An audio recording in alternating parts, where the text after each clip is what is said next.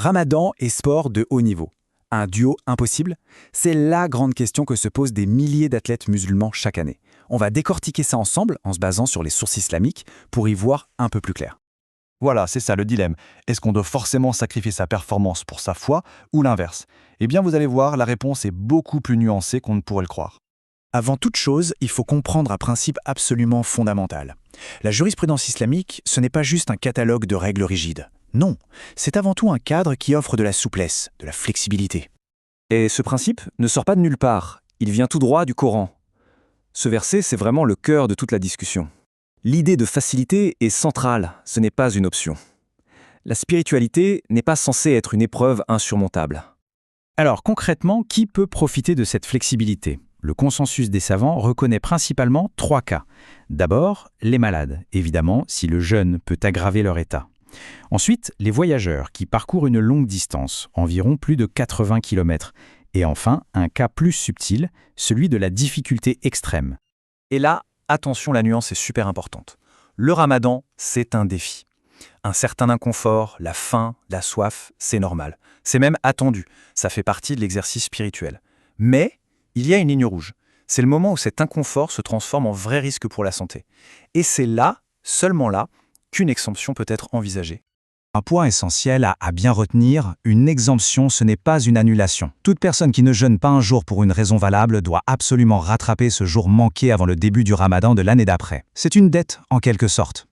Allez, on rentre maintenant dans le vif du sujet, ce qui intéresse le plus les athlètes, comment on gère l'effort physique, que ce soit l'entraînement au quotidien ou en pleine compétition.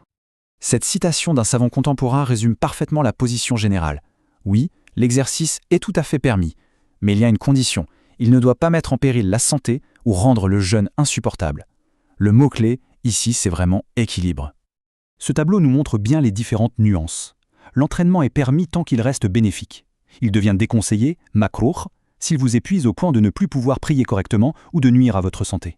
Et bien sûr, il devient interdit, haram, s'il met carrément la vie en danger, ou s'il oblige à rompre le jeûne sans excuse valable. Et toutes ces règles, en fait, elles découlent de grands principes de l'islam. Le premier, c'est de ne pas se faire de mal. Le deuxième, c'est que le corps est vu comme un amana, c'est-à-dire un dépôt sacré que Dieu nous a confié et on se doit d'en prendre soin. Et on en revient toujours au troisième principe, la religion recherche la facilité. Alors là, c'est la question qui tue pour un athlète pro. Une compétition super importante tombe en plein ramadan. On fait quoi? Eh bien, c'est là que ça se complique un peu, parce que les avis des savants ne sont pas unanimes. L'avis majoritaire est plutôt strict. Non, on ne rompt pas le jeûne, parce qu'une compétition c'est un choix, pas une question de vie ou de mort.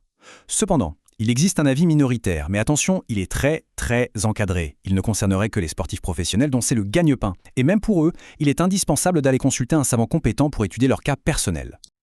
Ok, passons maintenant à une sorte de foire aux questions avec des interrogations très concrètes que beaucoup d'athlètes se posent au quotidien. Ça, c'est la grande question pour tous ceux qui suivent un programme de nutrition précis. Les protéines en poudre, la créatine, les BCA. Est-ce que ça passe pendant la journée de jeûne? Bon, là-dessus, la règle est hyper claire, c'est non. Tout ce qui a une valeur nutritive et qui entre par la bouche pour aller dans l'estomac est interdit. Ça inclut donc les poudres, les gélules de vitamines, les boissons énergétiques, tout ça. La règle est simple, si ça nourrit le corps, ça casse le jeûne. Ah, une autre question qui revient tout le temps et qui peut générer un peu de stress, surtout quand on est en plein effort et qu'on produit plus de salive. La réponse est simple et rassurante, c'est tout à fait permis. Avaler sa propre salive, c'est un processus complètement naturel du corps. Ça ne rompt absolument pas le jeûne. Pas d'inquiétude là-dessus. C'est l'erreur classique, le geste machinal. On est dans ses pensées et hop, on attrape une bouteille d'eau et on boit une gorgée. Est-ce que c'est fichu? Est-ce que le jeûne est immédiatement annulé?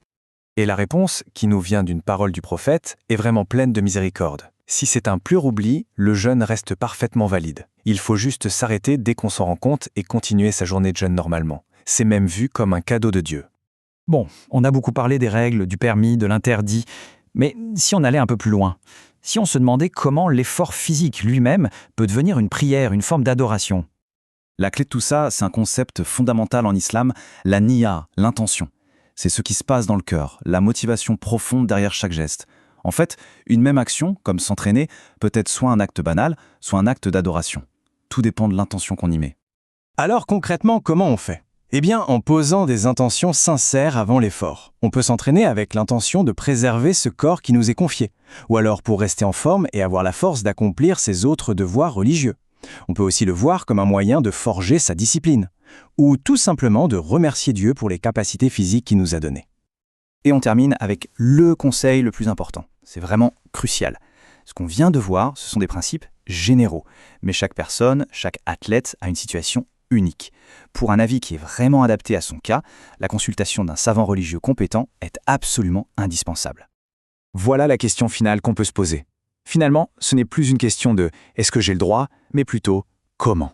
Comment transformer chaque entraînement, chaque goutte de sueur, chaque effort en une occasion de se rapprocher de sa foi ? C'est une réflexion qui est personnelle à chacun.